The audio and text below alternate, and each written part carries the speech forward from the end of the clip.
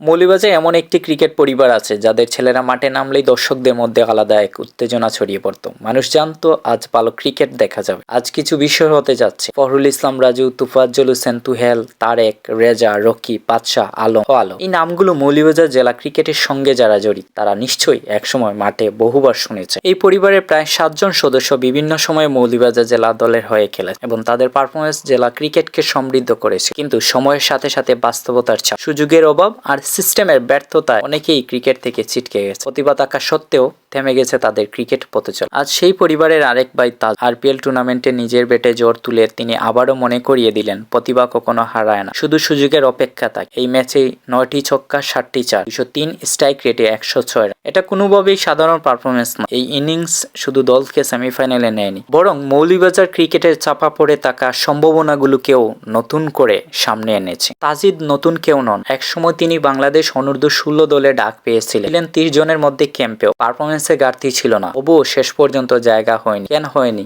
এই প্রশ্নের উত্তর আমরা সবাই কম বেশি জানি। আমাদের ক্রিকেটের অদৃশ্য ভয়ঙ্কর শত্রু দুর্নীতি।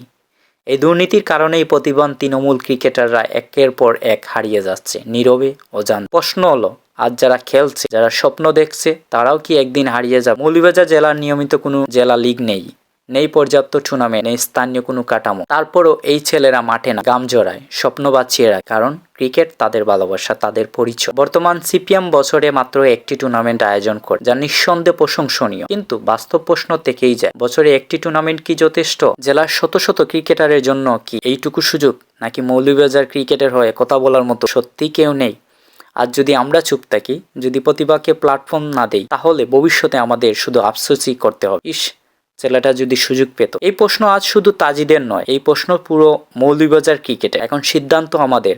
আমরা কি প্রশ্নের উত্তর খুঁজবো, নাকি আবারও একটি প্রতিভাকে হারিয়ে যেতে দেব? তাদের স্কোর কার্ডে বড় একটি সংগ্রহ, আবারও 6 হওয়ার সম্ভাবনা এবং এবং 6, দারুণ একটি 6, অসাধারণ 6। সেই সাথে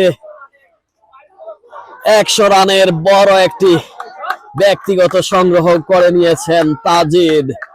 2025 সিজন 8-এ 3টি এখন পর্যন্ত। দারুণ একটি 6 সোজা। প্রিয় দর্শক, আমাদের সাথে যুক্ত আছেন স্কট ফাইটার্সের দলের ক্যাপ্টেন, আজকের ম্যাচের সেঞ্চুরিয়ান তাজিদ। উনি আজকে একটি মার্কেট ইনিংস খেলেছেন, 52 বলে 7 চার এবং 9 106 রান করেছেন এবং উনি ওনার দলকে জয় ছিনিয়ে এনেছেন। বল হাতে আমরা দেখেছি উনি ভালো বোলিং করেছেন। আমরা ওনার কাছ থেকে আজকের ম্যাচের অনুভূতিটা জানতে চাইবো। উনি ওনার দলকে জিতিয়েছেন এবং সেঞ্চুরি করেছেন, সেই অনুভূতিটা জানবো ওনার কাছ থেকে। আসসালামু আলাইকুম। আলহামদুলিল্লাহ, আমি ম্যাচটা দিতাম পারছি আমার টিমে। আসলে বিগত 2 ম্যাচে আমি ব্যাটিং করছি, বাট লম্বা করতাম পারছি না। বাট আজকে খুব প্ল্যানিং লই আসলাম যে আমি আমার টিমের লাগে একটু লম্বা ইনিংস খেলতাম। আলহামদুলিল্লাহ আমি পারছি, এর লাগে আমি মানে খুশি আর কি। আর টিমে জিতিতাম পারছি, আপনারা আমরা টিমের লাগে দোয়া করবা। একটি প্রশ্ন ভাই, আজকের ম্যাচে জয়লাভ করে আপনারা কিন্তু সেমিফাইনালে পদার্পণ করলেন। সেমিফাইনালে প্রতিপক্ষ কোন দল হবে সেটা এখনো নিশ্চিত না। আপনাদের যে টিম স্পিরিটটা আমরা দেখেছি গত ম্যাচে বা আজকে, সেই টিম স্পিরিটটাকে কাজে লাগে কি আপনারা সেমিফাইনালের ম্যাচ জয়ী হয়ে ফাইনাল যেতে পারবেন, সেই ব্যাপারে একটু যদি বলতেন।